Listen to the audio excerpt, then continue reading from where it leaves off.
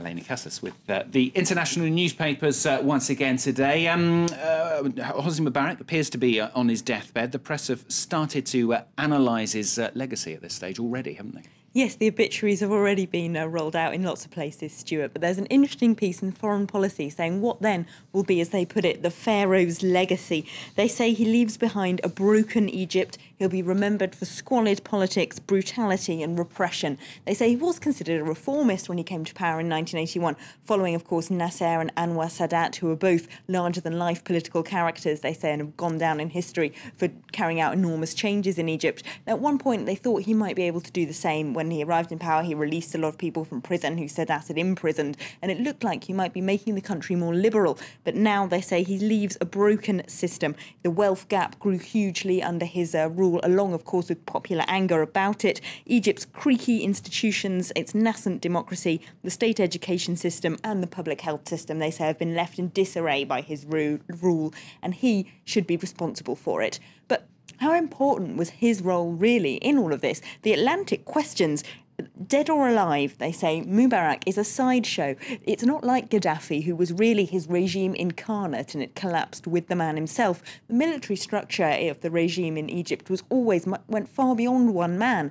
There was a huge amount of power held by people below him who, of course, still hold it after those constitutional changes that they forced through over the weekend, which mobilised a lot more popular anger, a lot more emotion than the trial of Mubarak himself. So for the Egyptian protesters, for ordinary Egyptians, they recognise that the power lies in the system, and with these ranks of internationally anonymous generals, not necessarily names that you know, more than it did in the man himself. What about other world leaders then? They've obviously been meeting at the G20. How have they gone down in the press?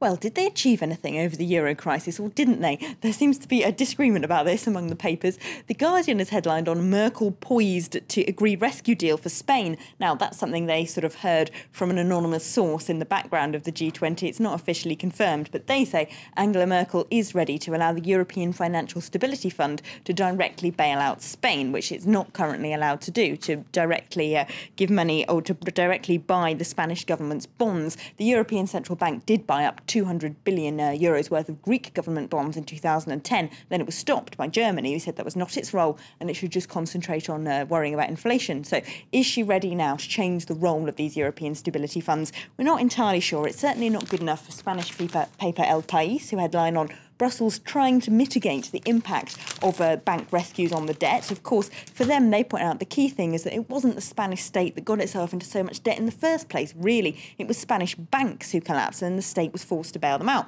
So until the European Financial Stability Fund can directly bail out Spain's banks without having to go through the government, the Spanish essentially won't be happy. For the Independent, nothing happened really in Mexico, and they've fallen back on some fairly hoary racial stereotypes. They've got those G20 leaders sitting under a massive sombrero, putting things off until mañana. Excellent stuff. Talking of racial stereotypes, David Cameron's views on French tax exiles causing controversy still, isn't it? They've badly upset The Guardian, who say he's trying to make a mockery of democracy. They say that just a few months ago, Cameron was saying that the scale of tax avoidance in the UK was dreadful and morally repugnant. Now he's saying he wants to roll out the red carpet for French tax exiles. Quite a contradiction there. They say he seems to be trying to turn the UK into more of a tax haven. Of course, it already is. If you're not a British citizen and you live there, you can get non-domiciled status, which means you do not pay the British taxes that citizens pay. Now, this, according to The Guardian, is unfair and socially divisive. And anyway, it's undemocratic. If the French vote for a high tax regime, unfortunately, democracy means that French citizens need to abide by what the majority have chosen. It's not up to a minority to go and decide they can do what they like. The Times, a right-wing paper that generally backs Cameron, has actually turned out against this themselves today. They've carried out a major investigation into tax avoidance, and now you're probably not of the right generation for this to upset you, Stuart, but I can say that if you were a teenage girl in the 1990s... I'm not a girl either. You're not a girl, but if you were...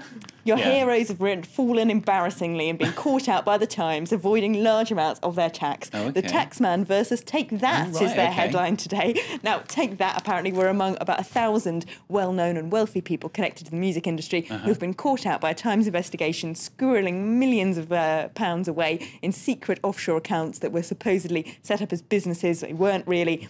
So the four members of Take That apparently have between them squirreled away £26 million worth of earnings from CDs and tour sales. Gary Barlow, how on earth could he do that? He's meant to be a big royalist as well. All right, Elena, thank you very much. Elena Casas with the International Newspaper Review here on France 24.